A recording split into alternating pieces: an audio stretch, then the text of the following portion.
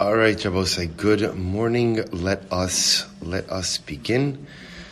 We're going to begin by thanking Rav Kalman Akiva Kovacs and Reuven Vanik for giving the shir over the last couple of days.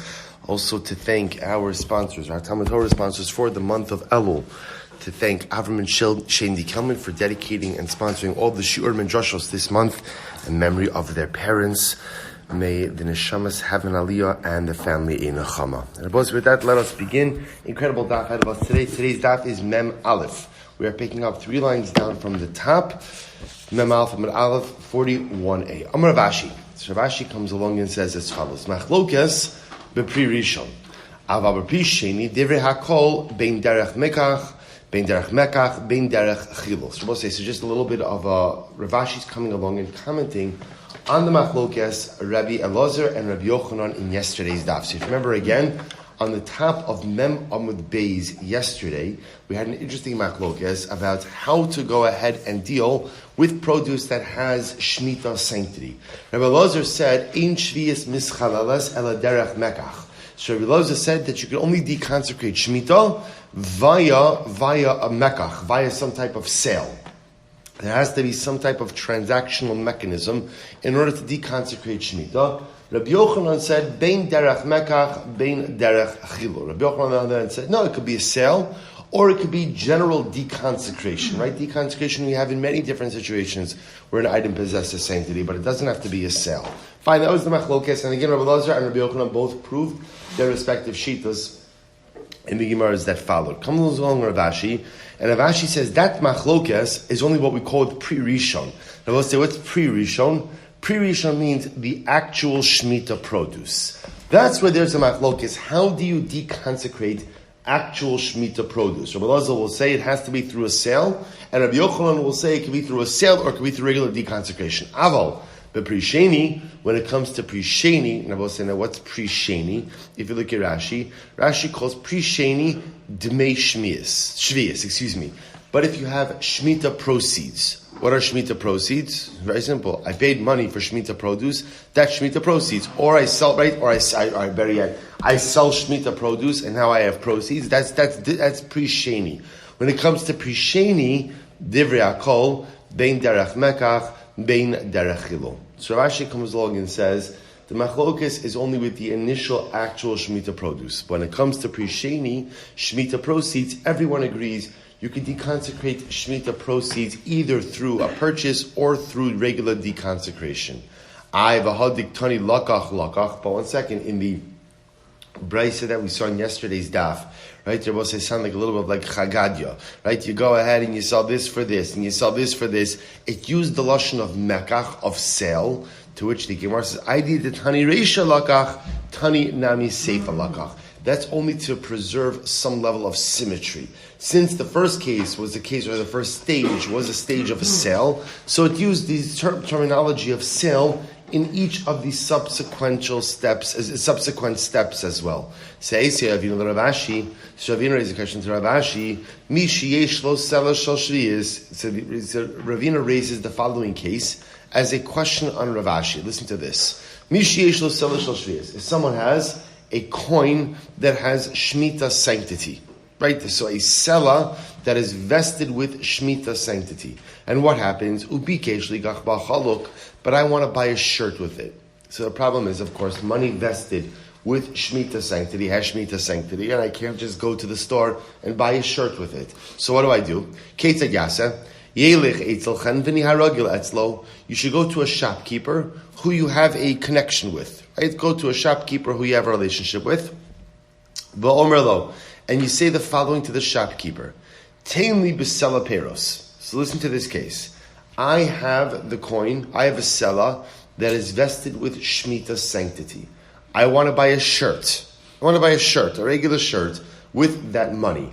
I can't because the money is vested with Shemitah sanctity. So what do? I have to deconsecrate the money. How do I deconsecrate the money? I go over to a shopkeeper who I have a relationship with. You'll see why I need a relationship in this type of situation. I go to a shopkeeper I have a relationship with, and I say to him, Va'omer lo, Taimli sela beperos. Do me a favor, I want to buy a sela worth of fruit. Okay, so he gives me a sella's worth of fruit, v'no sinlo, and I go ahead and I give him. He gives me a seller worth of fruit, v'no sinlo, and then I give him he gives me the fruit. The choser va'omerlo hare pelos. So now what happens? We'll say stage one. He gives me the fruit. I give him the seller. Good, pretty straightforward so far. Now watch this. So now I have the fruit. He has the seller. The choser va'omerlo. So we'll say. So remember again. What happens in that moment? In that moment, ultimately, again, remember, in that moment, the Shemitah sanctity transferred from the money to the fruit. So now I am in possession of fruit that have Shemitah sanctity. The shopkeeper is an owner of money that possesses what? Well, he possesses seller. What's the status of the seller? Chulin. Right, it's chulin because remember again, the sanctity of the money has transferred onto the fruit. Okay, now watch this. And what happens? I then say to the shopkeeper, you know what? I'm in a good mood. I'd like to gift these fruit back to you. I'd like to gift the fruit back to you. And the shopkeeper says, that's so nice of you. I'd like to give you back this money. Right? I'd like to give you back this money with matana. And then what happens? We'll say, now watch what's happened over here. One more time. I have a seller that has Shemitah sanctity. I want to buy a shirt. I can't buy the shirt with that seller. So what do? I go over to the chenveni. I say, chenveni, shopkeeper, I'd like to buy a seller's worth of fruit. No problem. I buy the seller's worth of fruit. What happens now? Transactionally, what happens? The sanctity of the money transfers to what? To the fruit. So now I am in possession of fruit that have Shemitah sanctity. The chenveni is in possession of a regular seller. I then say to the chenveni, I'd like to gift you this fruit back. He says, thank you so much. You know what? I'd like to gift you your money back. The money I got back has what kind of sanctity? Chulin. Now I can buy with what with it? What with it? Whatever I want, my shirt. And now the chenveni has his fruit back. Now, he doesn't just have regular fruit back. What does he have back? Fruit with Shemitah sanctity. So, of course, this little arrangement works beautifully for me because now I get my money back with no Shemitah sanctity. It works well for the chenveni as well. He's got his fruit back. The only caveat is it's Shemitah, right? In other words, the only caveat is that fruit has Shemitah sanctity and has to be consumed as such. Remember again, fruit that has Shemitah sanctity, as we've seen, has a whole variety of different halachos that govern with it. So as long as the chenveni doesn't mind at the end of the day having fruit with Shemitah sanctity, this works out beautifully. So the Gemara says, "V'ha hacha de prisheni." And remember, what is this a case of? This is a case of prisheni. Because remember again, what do we start out with over here? What has the initial Shemitah sanctity in this case? The seller. So that's Dmei Shvius, right? That's Shemitah money. That's not actual Pero Shemitah. The Katani Derech Mekach in Derech Hilolo. And remember again, what are we saying over here? That Halacha Lamaisa, how do you go ahead and deconsecrate Dmei Shvius? Only with what? Through a purchase, right? Through a sale, not through regular deconsecration. Well, that goes against what Rav Ashi said before. Rav Ashi wanted to say the Machlokes Rabbi Elazar and Rabbi Yochanan only applies to the initial Shemitah produce. But halacha l'maisa, what we call pero sheni or pre-sheni, everyone agrees you can do whatever you want with it. We see that's not true. Rav Ashi, machlokes pre sheni. So we'll see Rav Ashi kind of pivots a little bit and he says as follows. In fact, the machlokes Rabbi Elazar and Rabbi Yochanan is only in pre-sheni. He's only in what we call Dmei Shvius, Shmias proceeds. That's the machlokes. Aval b'pri-rishon, when it comes to initial Shemitah produce, divrei hakol derech mekach in derech chilul lo. When it comes to pre-rishon, we'll say everyone agrees that Shemitah could only be deconsecrated derech mekach, through a sale, or we'll call it through a transaction, but not through regular deconsecration. I v'had diktani echad shvius ve'echad meiser sheni. But one second, when the Mishnah said both shvius and meiser sheni produce, my shvius demei shvius. When it's referring to shvius over there, it must be referring to demei shvius. to what we call right, Demei Shvius, proceeds from Shemitah produce. Because if you don't say this, Meiser Mamish, do you think that the Meiser Sheni that the Mishnah is referring to is actual Meiser Sheni? I will say it is clear that Meiser Sheni itself can only be deconsecrated in a very specific way, which is what? Onto a coin. There's a whole bunch of halachas that cover the type of coin as well. Ela Demei Meiser. So therefore, the case of Meiser Sheni itself is talking about Meiser Sheni proceeds. Hachanami Demei Shvius. So to here, the case that we're referring to is the case of Demei Shvius. So therefore, we'll say at the end of the day, Rav Ashi pivots, and Rav Ashi actually says as follows: when it comes to actual Shemitah produce, everyone will agree that the only way to deconsecrate actual Shemitah produce itself is derech mekach, in the form of a sale. There has to be a transactional element in order to deconsecrate Shemitah. When it comes to Peiros or Demei Shvius, Peiros Sheni, Shemitah proceeds, that's where the Machlokes Rabbi Elazar and Rabbi Yochanan ultimately will come up. We'll say, how do we paskin in this situation? So the Rambam, in Hilchos Shemitah v'Yovel, Perek Vav, Halacha Ches, writes as follows: Ein Shvius mischalelas ela al derech mekach. So the Rambam is quite explicit. The Rambam writes, Shemitah produce itself can only be deconsecrated by way of a sale, derech mekach. Right, there has to be a transactional deconsecration. So Rabbi say, so for example, classic deconsecration. Classic deconsecration, which we have in almost every other area of halacha, right? Where again, you take an item and you simply transfer its sanctity onto something else, does not apply by Shemitah produce. Shemitah produce could only be deconsecrated in a transactional sale form. The Rambam writes, when is that true? The pre-rishon. That's only true with actual Shemitah produce itself. Aval pre-sheni. So we'll say, so remember again, what's the definition of pre-sheni? Definition of pre-sheni? Pre-sheni is pretty much, remember what we saw in yesterday's daf is, Shemitah sanctity is very interesting, is that it continues on, right? You could keep on transferring it item to item to item. So pretty much, once you've transferred the Shemitah sanctity from the initial produce onto something, that something is called pre-sheni. If you want to deconsecrate pre-sheni, that's mischalo bein derech mekach, bein derech chilo. That can be deconsecrated either through a transaction or just through what we'll call regular transference deconsecration. So we'll say, halacha l'maisa, to deconsecrate actual Peiros Shvius requires mekach, requires actual what we'll call transactional deconsecration. From pre-sheni and on, or you could use transactional deconsecration, or what we'll call transference deconsecration, classic chilul as well. Incredible. What's that salacha? Beautiful. That does. Truth is, we'll have to find the opportunity in general to delve a little bit more into Hilchos Shemitah, because it is quite fascinating and quite riveting, and even whether from an Eretz Yisrael perspective, from a visitor's perspective, it's interesting. We'll have to find the occasion to do that. So now we begin a really incredible, overwhelmingly riveting sugya.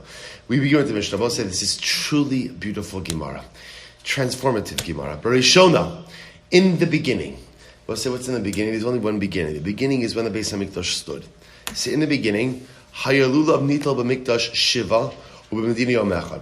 They would take the lulav in the Beis Hamikdash all 7 days, u'b'medina, and in the Medina 1 day. Now, this is very interesting. If you take a look at Rashi, Rashi says, "B'mikdash shiva, kidirashina b'taraskonim, mivisamachtem lefnei Hashem Elokechem shivas yamim, v'lo b'gvulin zayam." Now, interestingly enough, in the original practice, it was as follows. In the Beis Hamikdash, they would take the lulav 7 days, because the pasuk says, "Usmachtem, you shall rejoice lifnei Hashem." Before Hashem for 7 days. They took this to mean what's Lifnei Hashem, or where is Lifnei Hashem? In the Beis HaMikdash. So mitzvah of lulav in the Beis HaMikdash 7 days. B'Medina, only 1 day. Now I will say here there is a huge machlokes as to what the definition of Medina is. Rashi says Medina is B'Yerushalayim. According to Rashi, Medina means anywhere outside of the Beis HaMikdash itself. So, including Yerushalayim. The Rabban and others explain that no, B'mikdash means Beis HaMikdash and Yerushalayim. B'Medina means outside of Yerushalayim. Now I will say this is really huge because it's a major historical machlokes. It's a major historical machlokes in terms of how was the mitzvah of lulav actually practiced. Again, right now we'll just go with Rashi, although we're going to see the next Mishnah is difficult to appreciate according to Rashi. In any event, so we'll say so therefore, originally they would take the lulav 7 days in the Beis HaMikdash. 7 days in the Beis HaMikdash and 1 day in Medina. Good. Mishacharav Beis HaMikdash, when the Beis HaMikdash was destroyed, Hiskin Rabbi Yochanan ben Zakkai Shei Lulav Nital b'Medina Shiva Zeichel HaMikdash. Rabbi Yochanan ben Zakkai will say instituted a number of takanas. We're going to see Zeichel HaMikdash to remember the practice in the Beis HaMikdash, and therefore Rabbi Yochanan ben Zakkai instituted that we should take lulav even outside of the Beis HaMikdash b'Medina for 7 days. Why? Zecher LeMikdash, to remember the practices which were observed in the Beis HaMikdash. But Rabbi Yochanan ben Zakkai was the one who instituted the practices as we know today, Zecher LeMikdash. We're going to see there are two different practices, Zecher LeMikdash, Zecher LeChurban, two different things. We'll discuss the distinction between the two. Rabbi Yochanan ben Zakkai instituted that in the aftermath destruction of Beis HaMikdash we take the lulav b'Medina 7 days. Furthermore, the She'ehei Yom Hanef Kula Aser. He also instituted that the entire Yom Hanef, the day of waving, should be totally Aser. Now, both said there's a really interesting Rashi over here. Look at Rashi. B'She'ehei Yom Hanef. What's the day of the waving? Rashi says Shal Omer. This refers to the day that they brought to Karban. Remember again, Shehu Dahainu Tez Zayin B'Nisan. Karban Omer was brought on the second day of Pesach. Second day of Pesach. So Rabbi Yochanan ben will say, just quickly outside, then we'll do it inside. The significance of the Karban Omer is that it allows us to consume chadash. Chadash refers to any new wheat which was planted since last Pesach, right? So for example, if it's Pesach 5781, so what would happen? You'd bring the Karban Pesach, you'd bring the Karban Omer, which was, remember, from barley. You'd bring from barley on the second day of Pesach, you'd offer up that Karban. Once you offer up that Karban, that allows you to eat any grain that was planted between Pesach 5780 and Pesach 5781. It permits the consumption of Chadash. Without that Karban, right, until that Karban Omer is offered, you cannot consume Chadash. Now Rashi says, Dahainu tezai b'nisan, kula aser b'chadash, uba'ot ha'mikdash kayim, mishekarav ha'omer hayu ochlin chadash bo bayom, ki dichsiv, ad aviachem, ukishekarav ha'bayis, mutra min ha'torah mishehira mizrach, kidar menachas. So listen to this. Midar Esav, ultimately again, when there's a Karban Omer, the offering of the Omer allows for consumption of Chadash. When the Beis HaMikdash was destroyed, and there was no Karban HaOmer, technically speaking, you could consume Chadash as of daybreak of the second day of Pesach. As soon as daybreak comes, you could consume Chadash. Now, the Rashi goes through this. Where do we know that? From Kedar Menachas, Kasav Echad Omer ad Etzam HaYom Hazeh, Dahainu Heir HaMizrach, the Kasav Echad Omer ad Aviachem. We have a contradiction in Psukim. One pasuk indicates, again, that you can consume Chadash as of daybreak on day number 2. The other pasuk says you have to bring the Karban Omer. How do we reconcile the two? HaKetzad, Bizman di'ika Omer ad Aviachem. When, ultimately, again, when there's a Beis HaMikdash, you're bringing the Karban Omer, you can't eat Chadash until you bring the Karban. Ubizman deleka Omer ad Etzem. And ultimately, when there is no Karban Omer, you could eat Chadash already as of daybreak. Va'as Rabbi Yochanan ben Zakkai aleim kol hayom kedifar. So again, takana number 2 is that Rabbi Yochanan ben Zakkai said as follows. Once the Beis HaMikdash was destroyed, even though technically you should be able to consume Chadash as of when? When there's no Beis HaMikdash, as of when?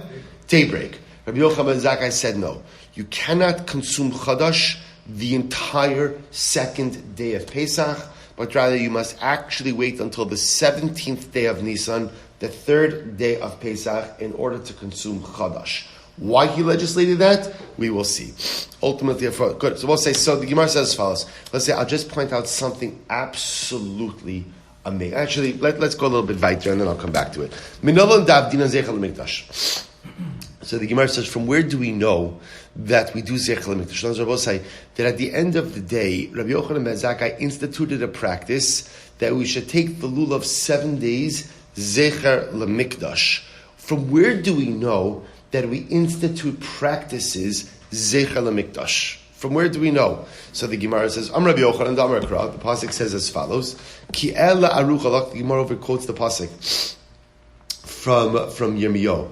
Ki ela aruch alach u'makosayach erpaich nu'um Hashem kinidachu kara'u lach. The Josh is reading from this last pasuk. They've called, and I remember again here, Yirmiyahu Hanavi is referring to Yerushalayim, or to the Beis Hamikdash, or to Am Yisrael altogether. Kinidachu kara'u. They've called you a castaway. Tzion hi doresh ein la. No one is seeking out Tzion. So Yirmiyahu over here painting a picture of incredible desolation and destruction is saying, Tzion, you'll become an outcast, and no one will even inquire about you. No one will ask after you. So the Gemara says, Tzion hi doresh ein la. No one inquires after Tzion. Michlal debaye drisha, which indicates to us what? That we should be seeking out. We should be literally inquiring after Tzion. So I'll say, in other words, what the Gemara is saying is as follows, and it's quite gripping. That Yirmiyahu describes a city that is a Beis Hamikdash that is destroyed, that is forgotten about, that no one even thinks about. No one even thinks about. That's what it means to be destroyed. That's what it means to be lost. No one even thinks about you. And therefore, again, Rabbi Yochanan ben Zakkai understood that if no one's thinking about the Beis Hamikdash, then we have an obligation to inquire and to think about, to constantly contemplate the Beis Hamikdash. This was the impetus for these takanos of Zecher L'Mikdash, to never forget about the Beis Hamikdash. I'll just mention now, because we're going to see that there are two different takanos. There's Zecher L'Mikdash and there's Zecher L'Churban. Those are two different things. Zecher L'Mikdash are the practices we engage in order to remember that which was done in the Beis Hamikdash. Zecher L'Churban are the things we do to remember the destruction of the Beis Hamikdash. So, for example, the Gemara says, if you're building a home, you leave an amma by amma, a square unfinished in your home, Zecher L'Churban. Zecher L'Churban, those practices, when we set our table, we never put out all of our finest items, right? We always hold something back. Zecher L'Churban. The takanos of Zecher L'Churban are there to remind us of the destruction, right? They're to remind us that things are not as they should be. Zecher L'Mikdash are practices in order to cause us to anticipatorily pine for the rebuilding of the Beis Hamikdash. They serve two different purposes. Zecher L'Churban is to get us to mourn over that which has been lost. Zecher L'Mikdash is to get us to yearn for that which we want back. So again, just pointing out over here, You'll even notice that the lashon over here is not Zecher L'Churban in the Mishnah. The lashon over here is what? Zecher L'Mikdash. Rabbi Yochanan ben Zakkai wants us to replicate the practices of the Beis Hamikdash in order to get us to yearn for the rebuilding of the Mikdash. Number one, that we shouldn't forget that which was done, but the goal of not forgetting, right, ultimately again, Doresh is to go and is to Dorish after it, to want the Beis Hamikdash, to yearn for the Beis Hamikdash, to remember the Beis Hamikdash. Incredible. Next, V'shei Yom HaNeif. So both say this, that's number one. Number two, takana was that the entire day of the second day of Yom Tov of Pesach is also in the absence of the Beis Hamikdash. You cannot eat chadash the entire second day of Pesach.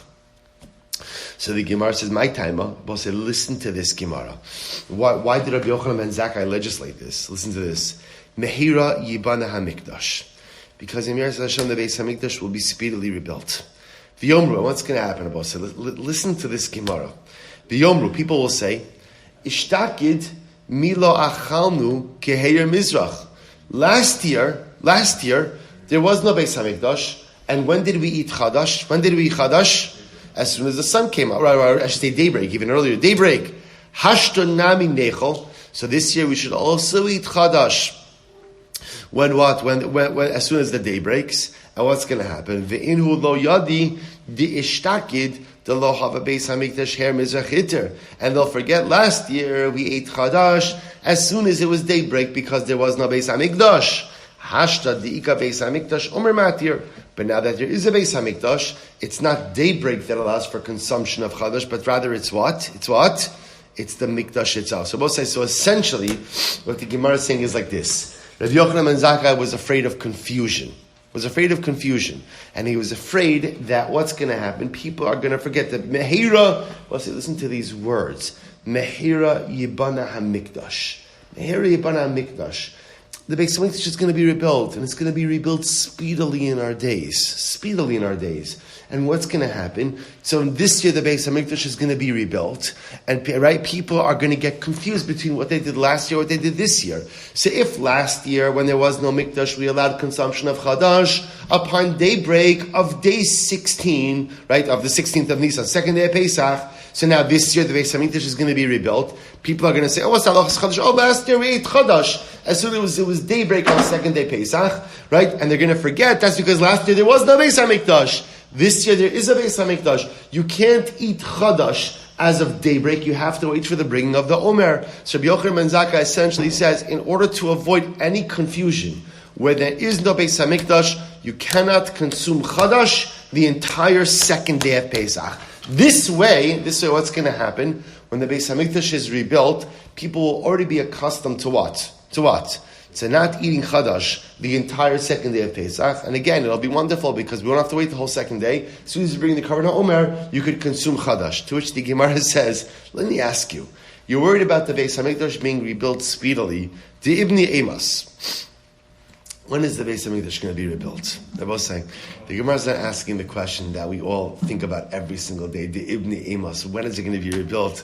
Because that's the question that, of course, is always primary. The Gemara is saying, actually, like, what day? Rabbi Yochanan ben Zakkai is afraid of confusion. He's afraid of confusion. Now, both say, generally, when does confusion occur? It's a good musar. Confusion occurs when things occur in haste. Right? It's a good musar in life. Right? If you're a last-minute person, and often there's a frenetic frenzy of activity, often mistakes are made and confusion occurs. Good to be thought out, methodical, take your time with things. So when is the Beis Hamikdash being rebuilt that we're worried about this confusion? So the Gemara says, Ilema de Ivni b'shisar hare hitter heir mizrach. If you're going to say the Beis Hamikdash is being rebuilt on the second day of Pesach, well, again, once dawn comes on day number 2 of Pesach and there is no Beis Hamikdash, what's the halacha? Chadash is mutter as of daybreak.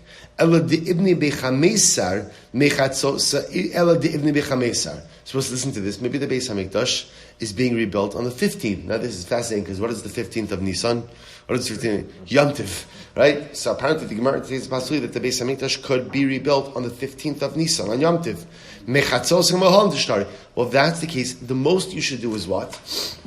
Is go ahead and aser Chadash only up until midday of the 16th. You don't have to aser the entire day. If the Beis Hamikdash is going to be rebuilt on the 15th, that gives people a little bit of time to recognize what's going on. Aser it half a day on the 16th, not a whole day. D'hatnan, because we learn harachokim mutar mechatzos hayomul ha'alon lefi shein beis din misatzl, because Rabbi said the Gemara says that when the Beis Hamikdash stood, and they used to go ahead and offer up the Karban HaOmer, you never had to wait more than half day, more until Chatzos, to consume Chadash. Why? Because, again, the Kohanim were very diligent about their avodah, and it was never, more than half of the day never went by without the Karban offer being offered up. So the Gemara says, Lo tzricha di ivni balayla. No, what do we have to be concerned about? Maybe where the Beis Hamikdash was built the night of the 16th. It was built the night of the 16th. So, say, if you could imagine, if it was built the night of the 16th, so what could happen? Or right before sunset of the 15th going into the 16th. The Gemara is painting a picture over here of a Beis Hamikdash that's literally being built either the night of or right before the second day of Pesach. In which case, again, you could understand there would be some confusion about what's going on, people might end up assuming, just like last year we ate Chadash as of daybreak, so to this year we could eat Chadash as of daybreak as well, without realizing last year we didn't have a Beis HaMikdash, this year we did have a Beis HaMikdash. Therefore, Rabbi Yochanan ben Zakkai says, in order to go ahead and avoid any confusion, halacha l'maisa, second day of Pesach, can't eat Chadash at all. Now, both saying, now I know what you're thinking. How does the Gemara entertain the possibility that the third Beis HaMikdash is being built on Yom Tiv?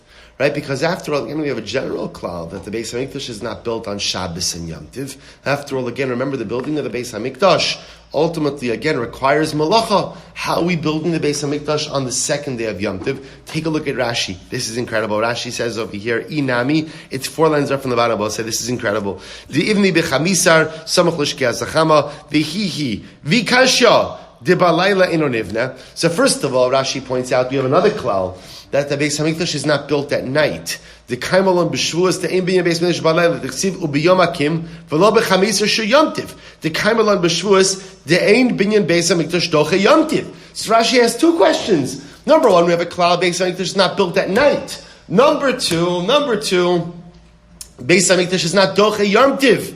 We'll say, get ready for this, Rashi. Hani mili binyan habanoi bide adam. That only applies to a structure built by man. That you can't build it at night and you can't build it on Yom Tiv. Aval mikdash ha'asid sha'anu metzapin banui umushlahu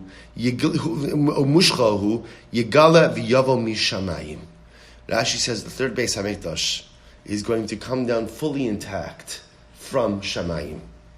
Shneimar mikdash Hashem konenu yadecha. I will say, isn't this absolutely incredible? So Rashi says there is no kasha about building the third mikdash, the third Beis HaMikdash at night. There is no kasha about going in and building the third Beis HaMikdash on Yom Tiv, because we're not building the third Beis HaMikdash. The third Beis HaMikdash descends whole, fully intact, fully complete, from Shamayim right onto Har HaBayis. Isn't this absolutely incredible? So you understand, of course, this happens to be a major machlokes about what the status of Mikdash Shlishi is going to be. Is it going to be something we build, or is it going to be something that comes down fully intact? Rashi says clearly it's going to come down fully intact. V'haraya, the Gemara entertains the possibility of a Beis HaMikdash on the second day of Yom Tiv, on the Beis HaMikdash at night, which is a raya. Ultimately, again, that's what? That Allah Chalamaysa, the third Beis HaMikdash, comes down from Shaim fully intact. I just want to point out something so beautiful in the Lashon of Rashi. If you look at Rashi's Lashon over here is, if you look at the second line, I think it's kedai to underline it. Rashi says, Aval Mikdash ha'asid sha'anu mitzapin. The future Mikdash that we're waiting for. I will say, isn't it incredible that we're waiting for the same thing that Rashi waited for? We're waiting for the same thing. Right, the same Bayish Shlishi that Rashi was waiting for, we're waiting for. The words that he wrote more than 1,000 years ago, are the same words that live on our tongue, that live in our heart, live in our soul, each and every day. Aval mikdash ha'asid sha'anu mitzapin. Right, Rashi's not talking about Bayish Rishon. He's not talking about Bayish Shem. He's talking about Bayish Shlishi. Rashi yearned for the same Beis HaMikdash that we yearn for. Isn't it absolutely incredible? We're going to talk more about that as soon as I get to the Mishnah. So the Gemara goes weiter. The Gemara says, Amar Rab Nachman bar Yitzchak, Amar Rab Yochanan ben Zakkai. I'm sorry, Amar Rab Nachman bar Yitzchak. Amar Rab Nachman bar Yitzchak. Amar Rab Yochanan ben Zakkai b'shitas Rab Yehuda Amar. Rab Yochanan ben Zakkai holds like Rab Yehuda. What does Rab Yehuda say? The Amar min haTorah hu aser. Ultimately, again, Rabbi Yehuda ultimately holds that halacha l'maisa, in the absence of the Beis Hamikdash, chadash is actually aser mid'oraisa. In the absence of the Karban HaOmer, chadash is aser mid'oraisa the entire second day of Yom Tiv. In other words, Rabbi Yochanan ben Zakkai makes it sound like a takana, but in fact we're going to see that is actually the halacha d'oraisa. Dichsev, because the pasuk says on the base, ad etzem hayom hazeh, ad itzumo shayom. Interesting enough, the way Rabbi Yehuda darshans the phrase ad etzem hayom hazeh means until the entirety of this day. That the Torah is actually saying that in the absence of the Karban HaOmer, chadash is biblically prohibited the entire second day of Yom Tiv. V'kasaver ad v'ad bichlal. And he holds that ad means up until and including. Does Rabbi Yochanan ben Zakkai actually hold like that? V'hamaflik poligali. We see a machlokes tisanyo mishecharav beis hamikdash hiskin Rabbi Yochanan ben Zakkai she yom hanef kula aser. When the Beis Hamikdash was destroyed, Rabbi Yochanan ben Zakkai legislated that the entire second day of Pesach should be aser for chadash consumption. Amar lo Rabbi Huda v'alo min haTorah hu aser. Rabbi Huda says, Rabbi Yochanan ben Zakkai, why do you have to legislate anything? There's a biblical prohibition. In the absence of the Karban Omer, Mid'oraisa, Chodesh is aser the entire second day of Yom Tiv. So the Gemara tichsev ad etzer yom hazeh ad itzumo shel yom. Rabbi Huda katai. Rabbi Huda was the one who was making the mistake. How so? Hu savar midrabana ka'amar velohi mid'oraisa ka'amar. He thought that Rabbi Yochanan ben Zakkai was saying that this was an Isser D'Rabbanan, when in fact Rabbi Yochanan ben Zakkai was agreeing that this was an Isser D'Oraisa. Baha hiskin ka'amar, but it says hiskin. Both said lashon of hiskin means what? Means what? Institute. Institute usually means what? And it said D'Rabbanan. My hiskin. What does it mean? Hiskin.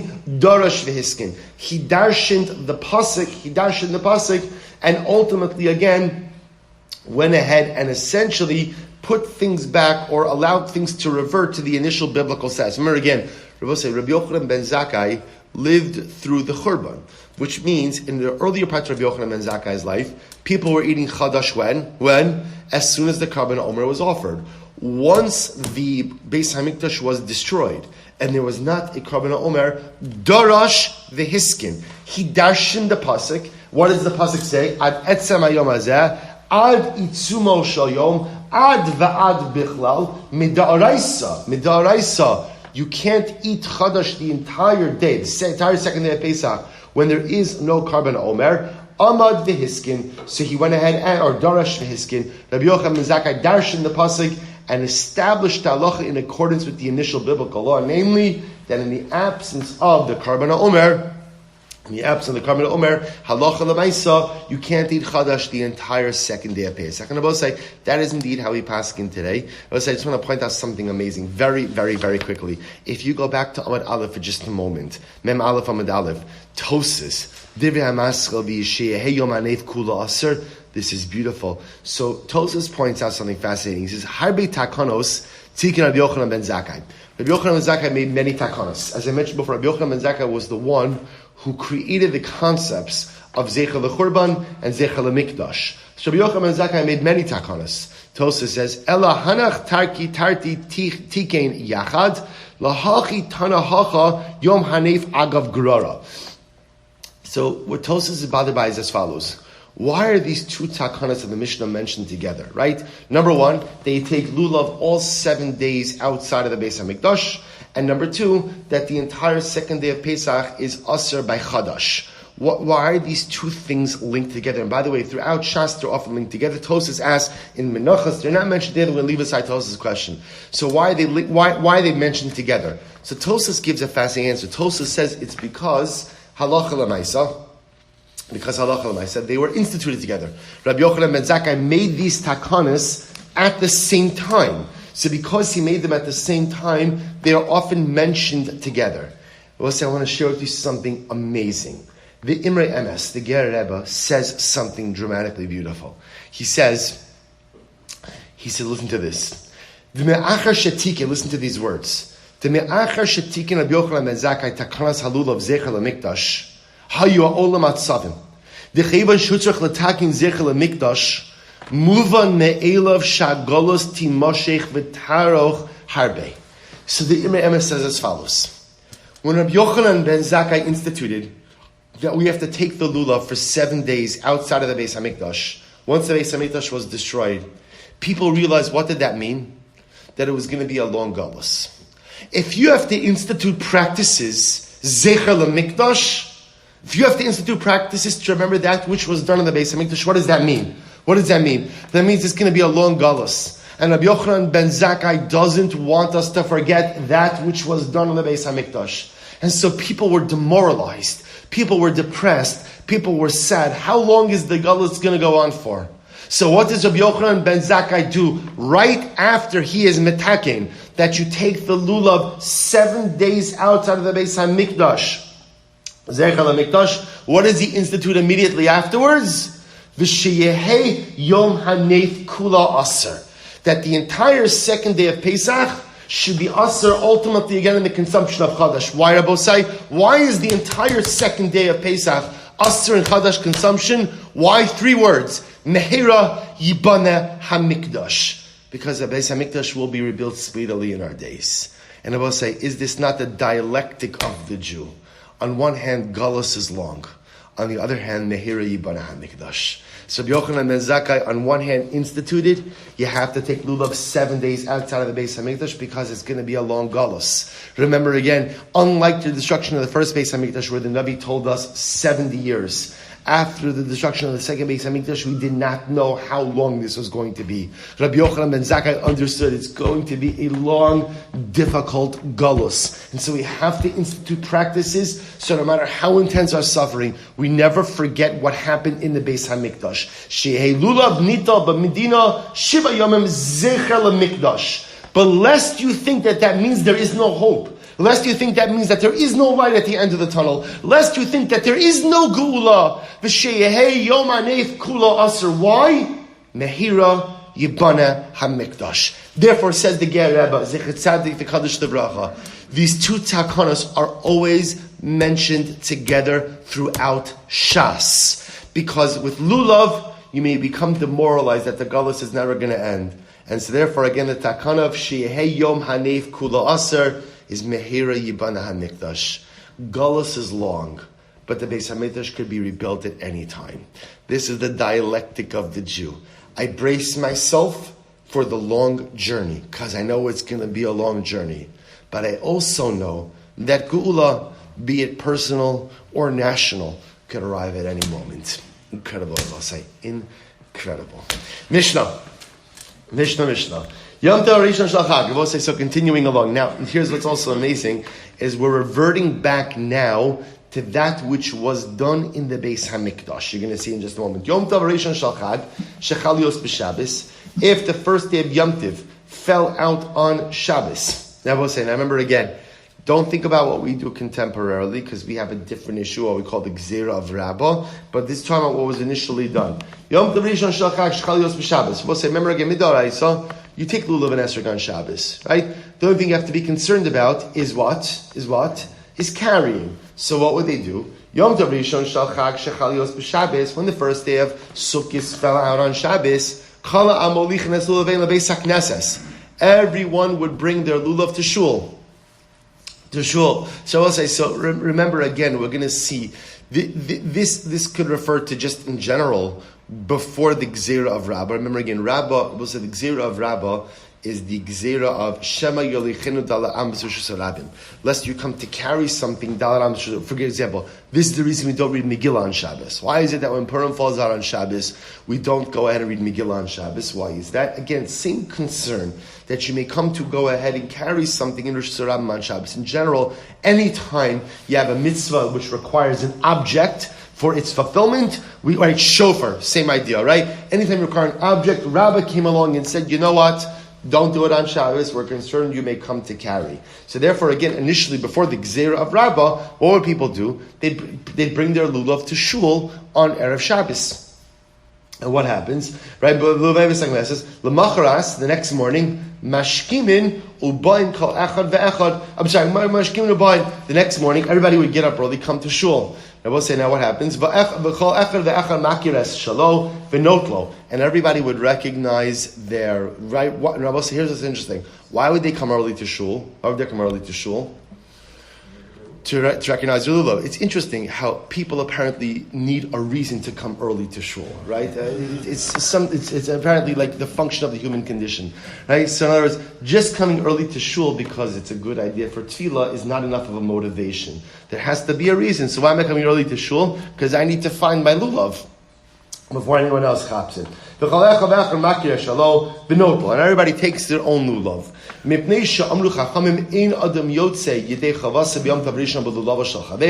Because we'll say very simply, as we're going to see, we've discussed this already, on the first day of Yom Tov, you need your own lulav. You need a lulav. So therefore, again, this is why, by the way, everybody would bring their lulav to shul on Erev Shabbos, somehow place it somewhere they could come early to shul the next day, so I could identify my lulav, so I could be yotzei with my lulav. Ushar yemos achag, the rest of the days of Yom Tiv, yotzei yedei chovasa b'lulavo shel chaveiro. The rest of the days of Yom Tiv, this really wasn't a concern, because as we're going to see, the obligation of lachem, for you to be the singular owner of your own lulav, is only a din on the first day of Yom Tiv, not a din by the rest of Yom Tiv. Rabbi Yossi says, Yom Tov Rishon Shel Chag Shechal Yos B'Shabbos. If the first day of Yom Tiv ultimately fell out on Shabbos, v'shachach v'otzias lulav l'rishus harabim, we'll say, now Rabbi Yossi described an interesting case. You didn't bring your lulav to shul on Erev Shabbos. You forgot. And now Shabbos morning you forgot again, and what did you do? You carried your lulav out into Rishus Harabim. So you violated the malacha of Hotzah, of transferring an item from one domain to another domain. Rabbi Yossi says, Pater. Ultimately, again, you are Pater. Why?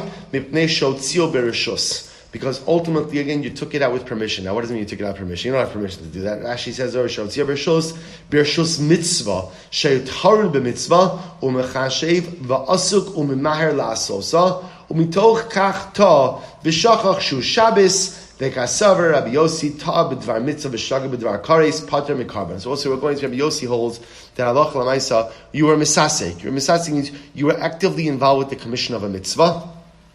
You did not realize that that's what you were doing is wrong, and therefore ultimately again you are pater from bringing a karban for your infraction. Again, we'll see exactly what that means. Now again, obviously, Rabbi Yossi is not saying it's mutter. Rabbi Yossi is just saying if you're a misasik, actively involved and preoccupied with the performance of a mitzvah, sa'alach l'maisa, you are pater, you are exempt from karbanic liability. Says the Gemara, I will say that obviously the Gemara is describing a pretty intense process over here. Everybody's coming to shul Erev Shabbos to drop off their lulav, because everyone has to have their own lulav on the first day. How do I know that? Ulakachtem shetehei likicha biyad kol echad ve'echad. Ulakachtem means everybody must take a lulav on the first day of Yom Tiv. The Gemara says lachem misha lachem. And what does it mean when it says lachem? Lachem means it has to be yours. Lahotzi es hashol ve'es hagozel. To exclude a borrowed lulav, to exclude a stolen lulav. Mikan amru chachamim, the chachamim said, Ein adam yotzei de chavasi b'yom tov rishon shel chag, b'lulavo shel chaveiro, ela imkein nosnu lo b'matana. So Rabbi say, interestingly enough, the Gemara says, ulakachtem lachem, two drashos. Ulakachtem, it has to be a complete act of taking. Everyone has to take their own lachem. And you have to be the owner of that lulav. Therefore, on the first day of Sukkot, you cannot be yotzei with a borrowed lulav, with a stolen lulav. Now, each of the Gemara says, however, there is one way you could do it, which is if your friend gives you his lulav b'matana. Shabbos says, so again, if I go, I don't have a lulav, Reuven has a lulav, I want to be yotzei, but how could I be yotzei with Reuven's lulav on the first day? Reuven could give it to me b'matana, as a gift. And if he gifts it to me, if he fully gifts it to me, which means again, when you gift something to someone, the recipient becomes the owner. If Reuven gifts me his lulav, I become the owner of that lulav, could fulfill the mitzvah of lachem. Let's listen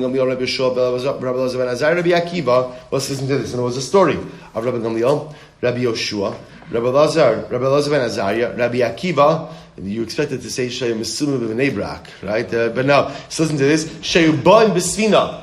They were on a boat together. V'lo haya lulav el Rabbi Gamliel bilvad. Rabbi Gamliel was the only one who had a lulav. Shelakcho be'elef zuz. And how much did he buy that lulav for? 1,000 zuz, an exorbitant amount of money. Not lo Rabbi Gamliel, v'yatza. But Rabbi Gamliel took the lulav and answered first, and he was yotzei. V'naz lo Rabbi Yoshua b'matana. And then he gave it to Rabbi Yoshua b'matana, as a gift. Then what happened? Not lo Rabbi Yoshua, but not v'yatza. Rabbi Yoshua then took it, because now once Rabbi Gamliel gave it to him as a matana, Rabbi Yoshua becomes the owner. Rabbi Yoshua took it, made the bracha over at Yotzei, v'nosno Rabbi Lazar ben Azariah. He then gave it to Rabbi Lazar ben Azariah, the matana, with a gift. Not Rabbi Lazar ben Azariah. Rabbi Lazar ben Azariah took it. V'yatzabo, he was Yotzei. V'nosno matana Rabbi Akiva. and then he gave it to Rabbi Akiva. Not lo Rabbi Akiva. Rabbi Akiva took it, used it, fulfilled the mitzvah. V'yatzabo ve'achzir Rabbi Gamliel. There's an interesting machlokes. We don't have time for it now. There's machlokes about how exactly this happened. Did it happen that ultimately, again, each one took it, gave it back to Rabbi Gamliel, and Rabbi Gamliel re-gifted it? Or it's that, no, Rabbi Gamliel gifted it to A becomes the owner, A gifted it to B because, again, just an interesting discussion in the poskim. In any event, the Gemara says, Lama, so the point of the story is what? Is that halacha l'maisa, even though there is an obligation of lachem, that lachem can be satisfied how? How? Through a gift. Through a gift. If you fully gift something to someone, they become the owner. The Gemara says, by the way, ultimately, again, why does it have to say he gave it back? Right? Why does it have to say he gave it back? So the Gemara says, Milsa agav orche kamash malon matana amenas lahachzir shma matana. It's teaching us, Rabbi say, by the way, a separate associated halacha, which is that if you give a gift on the condition that it be returned, that is still called a gift. So Rabbi say, so again, two halachas, this will have to stop, but two halachas. Halacha number one, well, three halachas. Halacha number one is that for the first day of Yom Tov, you must own your own lulav and esrog. L'kachtem lachem. Halacha number two is that lachem could be accomplished if what? Someone gifts you their lulav and esrog. And halacha number three, which we'll expound upon tomorrow, which is even if it is a gift on the condition to be returned, what we call a matana, amanas lahachzir, that is still a proper matana, still a proper conveyance of ownership, and the secondary party could still be yotzei. So we'll pick up with that last piece in Mirat Hashem tomorrow. Shkoyach.